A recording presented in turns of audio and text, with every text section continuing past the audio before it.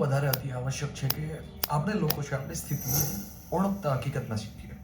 કદાચ તમે 30,000 રૂપિયાનો ફોન લઈ શકો, પરંતુ એ જ 30,000 તમને આપવામાં આવે અને કહેવામાં આવે કે આ ફોન તમે બનાવી દો.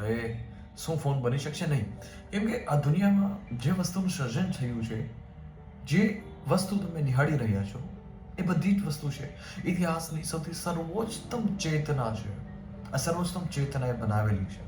ક્યાંક ને ક્યાંક આપણે જીવનમાં એવો અહંકાર લઈને ચાલતા હોય કે આ બધી જ વસ્તુ મારા લીધે થાય છે. કદાચ એવું પણ બની શકે આ દુનિયામાં કે જેટલા આઈફોન વાપરે છે, કદાચ એને રત્તીભર એટલી સમજ પણ ના હોય કે આઈફોન વિશે વર્ણન પણ કરી શકે. આપણે એક અહંકારમાં જીવવાવાળા માણસ છીએ. આપણે એક અજ્ઞાનની સમાજમાં જીવવાવાળા માણસ છીએ. આપણે હંમેશાને માટે એવું મહેસૂસ કરવાવાળા માણસો છીએ કે નહીં, હું કંઈક છું, હું કંઈક સર્વોચ્ચમ છું. પરંતુ હકીકતમાં હું કશું જ હોતું. મટીરિયલિસ્ટિક વસ્તુ જે આપણી પાસે ઇકોનોમીના ગ્રોથને લીધે છે, એ વસ્તુ સસ્તી બનતી જાય છે. તો બસ આપણે એનો આનંદ માણવા માટે હંમેશા માટે આતુર હોઈએ છીએ અને એમાં જ પોતાનું પૂર્ણ જીવન છે એ વ્યતીત કરી નાખીએ છીએ. સમટાઈમ એ વાત વિચારવા જેવી છે કે કદાચ એન્ડી ફોર બેસ્ટ ક્વોલિટીની કાર બનાવે તો કદાચ એ કાર બનાવવામાં જેટલી મહેનત લાગી છે એટલી બધી મહેનત આપણે કરવા નથી માંગતા. હવે મુદ્દો મૂળ સ્ટ્રક્ચર છે ને એ ચેતનાના સ્તરનો છે. મૂળ સ્ટ્રક્ચર એ છે કે તમે કેટલું જીવનમાં છે સાર્થકતાપૂર્ણ એને યુઝ કરી શકો છો. આ બધી જ વસ્તુ છે જે નાશકારક છે. અને ખાસ કરીને શરીરની બાબતમાં એવું છે કે આપણું પૂર્ણ શરીર જો એક સમય માટે કાર્ય કરતું બંધ થઈ જાય તો એને ડેડ બોડી કહેવામાં આવે. મારે આ દુનિયામાં તમારી જો સાર્થકતા નથી તો તમે એક ડેડ બોડી સમાન છો. સાર્થકતા હાસિલ કરવા માટે યુદ્ધભૂમિ કરવું પડે, સાર્થકતા હાસિલ કરવા માટે સંઘર્ષ કરવો પડે. બાકી છે એ જીવનમાં વાત બને નહીં. જો તમે નાની નાની વસ્તુઓમાં પોતાનું જીવન પસાર કરવા માગતા હોય, જો તમે નાની નાની વસ્તુને લઈને છે પોતાના જીવનમાં ઝઘડા કરવા માગતા હોય, તો ના તમારા માટે જ્ઞાન કિંમતી છે, ના તમારા માટે કોઈ પણ ઉચ્ચતમ દરજ્જાની ચેતના મહત્વપૂર્ણ છે, ના તમારા માટે જેટલી પણ આ દુનિયામાં મહાનતમ જેમને લોકો કહેવામાં આવે એ મહાનતમ લોકોએ આ દુનિયામાં વસ્તુઓ બનાવી છે એ તમારા માટે ઇમ્પોર્ટન્ટ છે. આ દુનિયાની જેટલી પણ વસ્તુ છે આ બધી જ વસ્તુ જો તમને યુઝ કરતા આવડે તો એક વેપન સમાજ છે. કેવી રીતે હું તમને કહું, કોઈ એક સ્ટેજ પ્રોગ્રામર છે. આ સ્ટેજ પ્રોગ્રામર એવી રીતે પોતાના પ્રોગ્રામ્સ ડિઝાઇન કરે છે કે જેથી લોકો પોતાના જીવનમાં જે પોતાનું જે સ્તર છે એ સ્તરથી ઉપરના સ્તર સુધી લઈ આવે.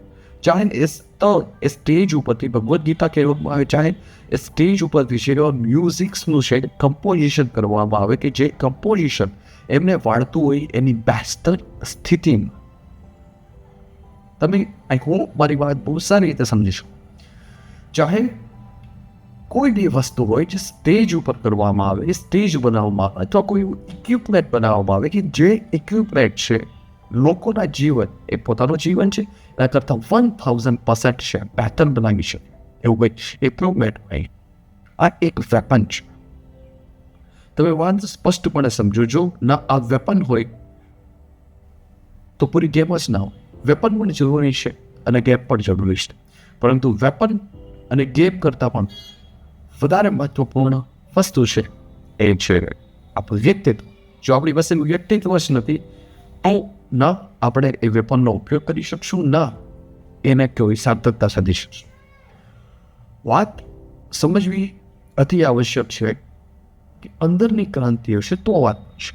એ જ ફોન છે, એ ફોનમાં ભગવદ્ ગીતા પણ છે, એ જ ફોન છે, એ ફોનમાં ઓડિયો બુક્સ પણ છે, એ જ ફોન છે.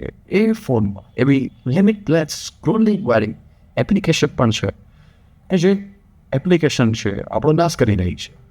એવા પણ લોકો દુનિયામાં મોજૂદ છે કે જે તમને ઉચ્ચતમ સ્તર સુધી પહોંચાડી શકે છે. તમારી ચેતનાનો જે સ્તર છે એના કરતાં તમે જે હકીકતમાં હોવા જોઈએ એ સ્તર સુધી પહોંચાડવા માટે તમને હંમેશાને માટે આતુર રહેશે, પોતાનું જીવન ઘસી નાખે છે. અને એવા પણ લોકો મોજૂદ છે કે જે તમારો સર્વનાશ પણ કરી શકે છે. પરંતુ કહેવત છે અને આ રિયાલિટી છે કે તમે જે કોઈ પણ વસ્તુ એટ્રેક્ટ કરવા માગતા હોય અથવા તમે જે કંઈ પણ વસ્તુ વિચારતા હોય એ વસ્તુથી હંમેશાને માટે બહેતરીન વસ્તુ છે તમને મળશે. તમે જો નકારાત્મક એનર્જી, નકારાત્મક લોકો, આ બધી જ વસ્તુ એટ્રેક્ટ કરો છો તો તમને મોસ્ટ ઓફ એવા જ મળશે કે જે નેગેટિવ એનર્જીવાળા હોય, નકારાત્મક કમ્પાઉન્ડ થતા રહેશે. અને તમે કોઈ બહેતરીન ચાર્જ એની ખોજમાં યુ એટ્રેક્ટ એવા લોકો કે જે તમને સર્વોચ્ચ સીમા સુધી પહોંચાડી છે.